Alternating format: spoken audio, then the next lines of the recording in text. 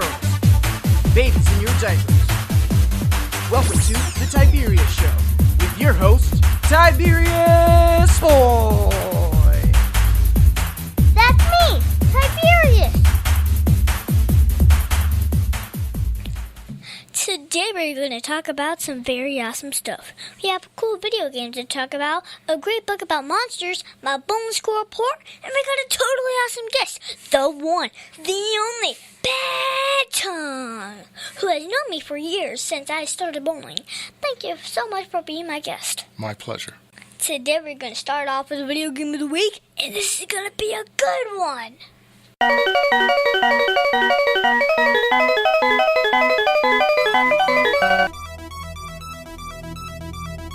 And now it's time for the video game of the week. If you are still alive today and not living under a rock, you will know about a game called Minecraft. This is a cool building and survival game that uses blocks. It is so cool because you can fight monsters and build houses and make tools and weapons to be able to build bigger and better things. There are two main modes to play, creative or survival. I like creative the best because you can get unlimited resources and you can build anything very, very fast. You don't have to earn anything and you can kill all the monsters with the best gear. I like building really large houses with balconies and swimming pools. It's a lot harder to build in survival because you have to go find all the resources first.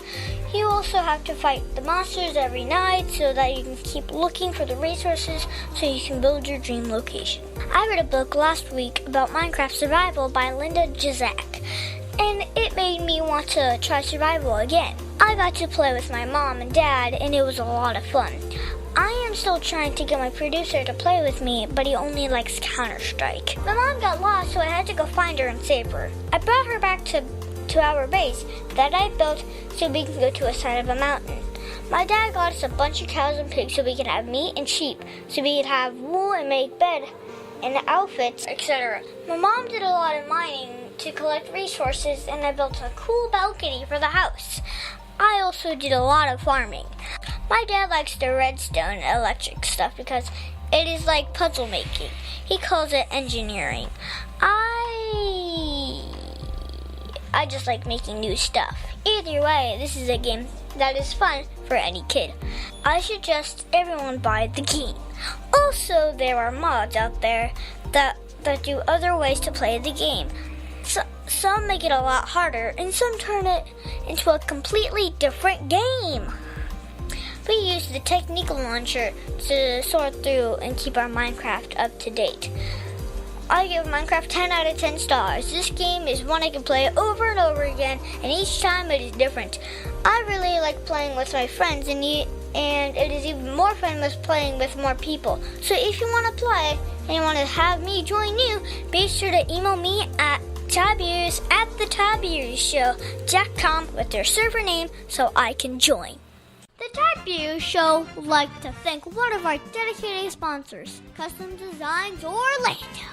These guys are on Mills Avenue and do all sorts of stuff, ranging from photo ID badges, engraved signs, custom Braille ADA signs, vinyl lettering, to trophies and awards. They can ship products all over the United States. You can reach them at 407-898-0373. Over 40 years, Lighthouse Central Florida has provided education, independent life skills, and job training to thousands of Central Floridians who live with blindness or any degree of vision loss. Whether it's picking out clothes in the morning or just moving around your community and serving Orange, Seminole, and Osceola counties, contact Lighthouse Central Florida at 407-898-2483 or visit them online at lighthousecfl.org. The Tiberius Show would like to thank one of our awesome sponsors, SlutChannelUS.com.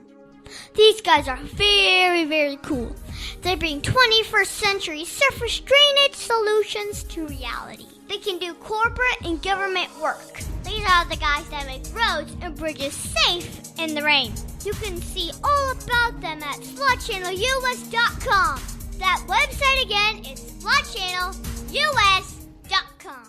And now we're all ready for the Book of the Week. And now it's time for the Book of the Week, Monster Mayhem. This is a cool book. This book was written by Christopher E. Lupus. Let me read you the back of the book. In fact, Ben, would you do the honor? I'd be glad to. Zoe's favorite thing to do, besides invent amazing robots, is watch classic monster movies. She has never been comfortable with kids her own age, and so she pretends she doesn't need friends, while inside she's lonelier than she wants to admit. One day, on her way home from school, Zoe finds a mysterious ring. She puts it on, gives it a twist, and for Zach, there's a massive burst of light. The next morning, a familiar monster appears at Zoe's window. He's from one of her favorite kaiju movies, and he wants to be her friend. Has her secret wish been fulfilled? But it turns out that the magic ring has brought more than just this friendly monster to life. More monsters have arrived, and they are hungry. Zoe needs to come up with a brilliant plan and find a squad of heroes ready to help her save the city. First off, this is a graphic novel. You remember what a graphic novel is, right? You get a lot of pictures like a comic book, and it has a lot of pages like a novel, and it has a cool story. You get to understand the story based on what the characters are saying. This is a great book about a girl named Zoe. She likes building robots and does not play around with any friends. She dreams about lots of monsters and has made an imaginary world all about them. Then one day she finds a magic ring. She puts it on and makes it her imaginary world monsters real. They visit her and become her real friends. Only the ring is brought back the enemies of the monsters, and she has to try to stop them from destroying the city. She has to get help from other people that she had ignored before. She had to make friends. Once they all got together, they helped and designed a robot that would solve the monsters' problems so they would not attack the city anymore. Now that she had a good friends, the ring went missing and she no longer needed the monsters. The coolest part about the book was a super big monster fight. I give this book 7 out of 10 stars. It was a nice read each other with a graphic novel, but after you finish the book, I had to read it a few times to remember what had happened to be able to do this review. This is not an AR book, so I would say it was good for 2nd and 3rd graders for fun reading. What did you like most about it? Mostly, I liked the super big monster fight and Zoe saying, she got excited saying, Kalyu, Kalyu, Kalyu, Kalyu. Like that part, because it's very exciting. Did she make a lot of friends in the process? A little. One time she made one friend, but then she got into another fight, and then she didn't get friends with her anymore, and then, yeah. It's now time for our interview of an interesting person. Today's guest is going to be so much fun. Ben Tug was the manager at the bowling alley that really helped my parents develop in my interest in bowling. Now he works at a food and beverage manager. So first up, how are you enjoying being on the show? It's been cool. This is cool. I really appreciate you guys having me today. So for my listeners that don't know, what does a manager do? I fill a lot of roles and wear a lot of hats at what I do. For the most part, as being a hospitality manager. And the headphones are like a hat. So, being a hospitality manager, I make other things happen for events. Food and beverage, hotel processes, things like that. I basically make people's wishes and events come across the way that they want to. Kind of like a couple years ago when we did the first birthday party that we did for you with the Star Wars birthday party. It's part of my job to make sure that those things happen as swimmingly as possible. So what is the best part about being a manager? The best part about being a manager is planning out what you're set up to do, and then making sure that everybody does it so that your guests are as happy and as satisfied as possible. And that could be from a very small 6 or 7 people event to 300 or 400 or a couple thousand, depending on what you do. So, What's the difference between a food and beverage manager and a banquet manager? Well, banquet manager is a lot more focused. It's a lot more focused on specific events. Food and beverage manager can do both. What I presently do, I'm the food and beverage director for several properties in Fairbanks, Alaska, and that means I have banquet managers and food and beverage managers that report to me. So when you were a kid, what did you want to do when you grew up? Did you always want to be in management? When I was a kid, I wanted to play baseball for the Pittsburgh Pirates. Ooh. My boyhood hero was Roberto Clemente, and because of my father's connection with some ball players, Bill Mazeroski was a patient of my dad's, so I got a chance to interact and spend a lot of time with a lot of the ball players. So what does your dad do? My father was a dentist. Like Dr. Duffy. I have to had 5 teeth pulled out. He was exactly that kind of dentist. That was as a little boy, that was one of my favorite things, was to play in my dad's office. The chair was my spaceship. The lab was my Frankenstein's lab. The whole thing. It was the bane of my father's existence for a while, but it was certainly worthwhile. So when did you stop wanting to be a baseball player? I've never stopped wanting to be a baseball player. I played competitive ball until I was 48. Wow. What's the coolest issue you got to resolve?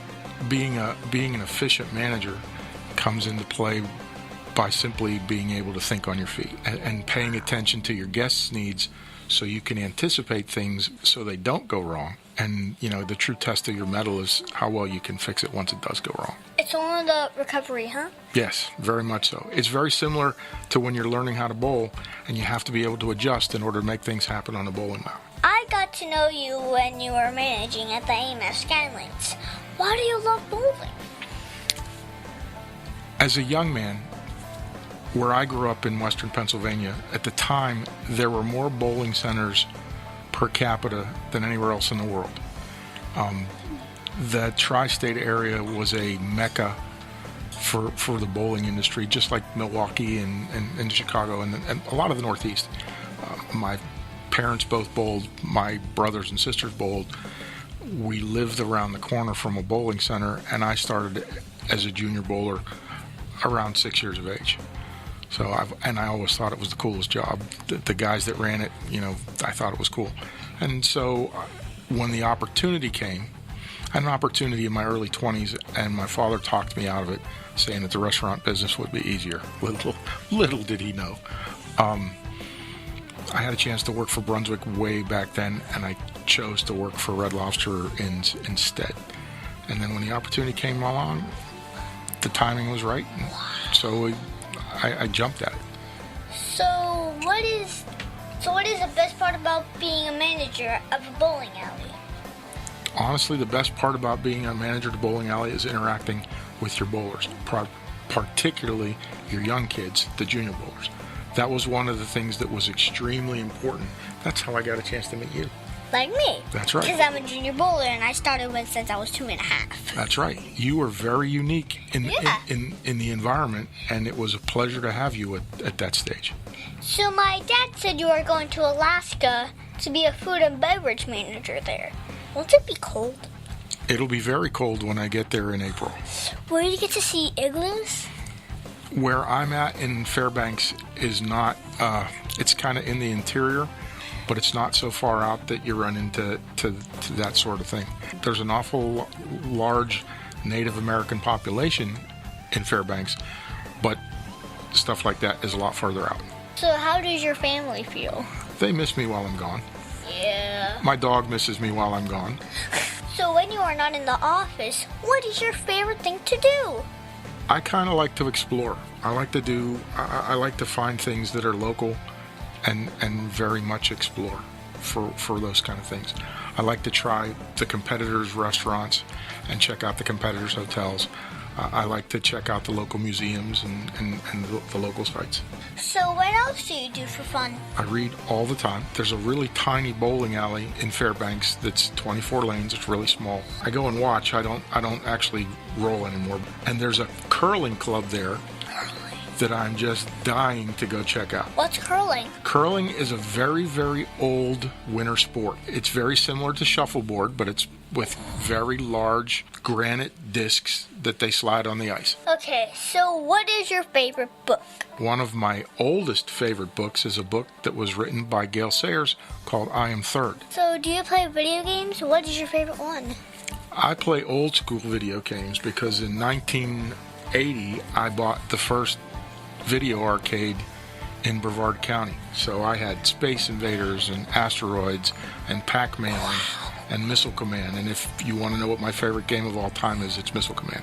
What console is it? It's not a console, it was a stand-up game. You can get them on the cheap Atari consoles now, but when it first came out, it was an arcade-size stand-up with a trackball. So do you like board games? I do. Okay. I like some board games. I'm a big fan of Monopoly. I love Risk. Those are my two favorites. You know, some of the other ones I'll play because some of the kids are interested in, but those are the two that because they require strategy. So I know you have a favorite band, right? Yes, I do. A couple of them. Can you tell me? Well, we got to start off with the Beatles.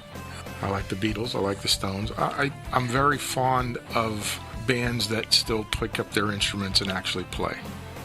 You know, Yeah. I play a few, and so I am eager to listen to the stuff that I can play. What instruments do you play? I play piano and keyboards, percussion, and I'm a frustrated guitar player. I have really big hands, and I just struggle, and that seems to be the only instrument I really like to play because I can't. I started playing piano when I was 6. So do you play Queen? I can play Queen. Did you know that their lead guitar player, Brian May, is an astrophysicist? Oh no, I did not know that. Yes, he is. Wow. So what is an astrophysicist? He studies the physics of space. Woo. So is there anything else you think my listeners should know about you? I'm not sure. There's an awful lot of things in my toolbox. So I'm an avid motorcycle rider. I have 2. One's a big one with a sidecar. I bought the sidecar for my dog. Okay. I have a very large English bulldog named Bruno, Okay. who's almost 100 pounds. When you were a manager, can you tell me that one story that you're not supposed to tell me? I had a boss 35 years ago that was mentoring me at the time to grow me into a front-of-the-house manager for the first corporate company I worked for. We'll leave the names out of it. He was a little bit older than all of us, but not a lot. We were maybe 4 or 5 year old difference between all of us, and we tormented this man on a nightly basis. He would. One of the things that we did to him is he used to leave his keys everywhere, and then come running around the building, panicked, looking for his keys. And so I took his keys that he left in the kitchen, I put them in a pie tin, and I threw them in the back of the oven, which was a Baker's Pride 550. It was 500 degree oven. And I let them sit in that pie tin for 20 minutes. When he came running around the kitchen, I grabbed his keys with tongs, threw them up on the window, and he used to wear these really, really inexpensive double knit pants and short sleeve shirt with a tie that was too short for his belly and all that kind of stuff. And he got those pants, he grabbed his keys quick enough to get them into his pants, and they burned a hole in his nylon pants, and his big 300-pound self was dropping his drawers as he was going through the kitchen to get to the bathroom. And he came out of the bathroom knowing who did it, and he had his pants up with this big hole in where his pocket was, and his skin kind of marled and everything else. So it was... We tormented him every single night. And I probably have 24 different stories about the torment that we caused him that was each a separate individual incident that was worth being included in a book. He wanted to throw hands in the parking lot, but we worked it out. We've been friends for close to 40 years. I think we worked through it. But for the moment, he was not a happy man. So how much were the pants? I didn't even pay for them. He would pull the sheet pan out and tip it down to count because he was too short. Now, rather than take the sheet pan off the tray or stand on his tippy toes, he'd pull it out and pull it down. So we filled it with water. He'd pull it out, he'd drop it down, boosh! Now, that's not the funny part. It was funny the first time, but we did it every night. And after about the 8th night, he throws a tantrum in the kitchen. It's like, when are you going to stop doing that? And as colorful as you could get. I said, about the time you figure out to quit doing that. he stood there in the kitchen, soaking wet, laughing because I'll do it as long as you do it, that kind of stuff. And we did. Who gave up first? Oh, he did. Thank you so much for being my guest. Can you stick around for Math Corners? I can. I'd be delighted. Oak Ridge Gun Range is a family-oriented shooting range that has been in business for over 30 years. They specialize in basic firearm training and offer numerous services such as consignments, gun trades, gunsmithing, and concealed weapon classes. I even got my training for gun safety at Oak Ridge Gun Range. Great customer service, and firearm safety is what they do best. So find out more at oakridgegunrange.com. Mid-State Fire has been providing top-quality fire equipment services for 3 generations to the Central Florida area. Don't wait for an emergency to repair. Call Mid-State Fire today at 407-246-8855. Get your fire extinguishers and emergency lighting for both your home and businesses by visiting www.midstatefire.com. That number again is 407-246-8855. The Tiberius Show would like to thank Boggy Creek Airboat Adventures for being one of our sponsors. I got to go on an airboat and saw a real gator. I even got to go to the gem mine and mine for some gems. We ate a steak dinner at the restaurant and even got some gator bites. If you want to have a blast with the entire family, I suggest you go to www.bcairboats.com right now. Get your tickets today. The website again is bcairboats.com.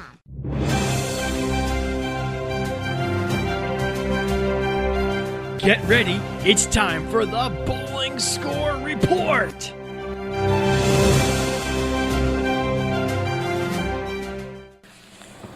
I'm at the Skeletons on Saturday and I'll play with Vanessa, Mia, and MJ. I bowled a 92, a 129, and a 102 in the final game. I was very distracted because so many people were there for my birthday.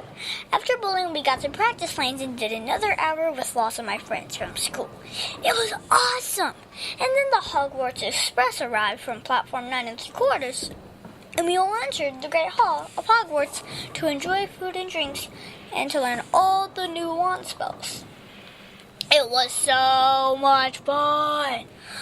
I am so grateful to all my friends for coming out and for my mom and Miss Kathy for making it look so beautiful.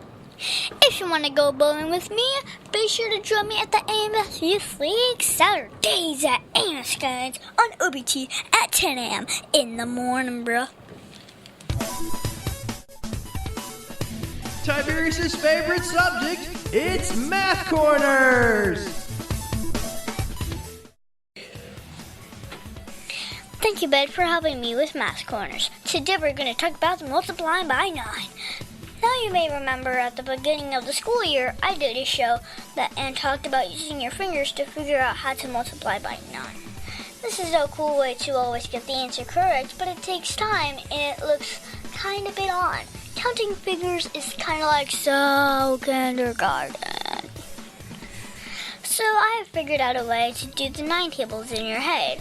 First, it only works with the basic 9 tables, so no 9 times 325. Now let's try 9 times 5. You look at the number that is not 9 and subtract 1 from it. That answer, you put it in the 10th place for the answer. So we take the 5 and subtract it by 1, and then you get the 4. So the answer is going to be 40-something. Next, you take the 9 and subtract it by the 10th place answer from it, and then you get your 1st place answer. So we take 9 minus 4, and then you get 5 as your ones place answer. So the final answer of 9 times 5 is 45. I like this way of doing it because you don't have to whip out your fingers and look like you are counting to 10. And it is way faster than the finger trick. I am still looking for the pattern so I can do larger numbers by 9, but that might take a while. So Ben, now do you know how to multiply by 9 in your head? I do. So can you quiz me? I can quiz you. Are you ready? Yep. What's 9 times 7? 63. Okay. 9 times 3? 27. 9 times 9? 81. 9 times 6? 54. 9 times 2? 18. 9 times 10. 90. Okay, looks like you got it down pretty And well. 9 times 11 is 99, and 9 times 12 is 108. Oh. Thank you so much, Ben, for helping me with Math Corner. My pleasure. Bye.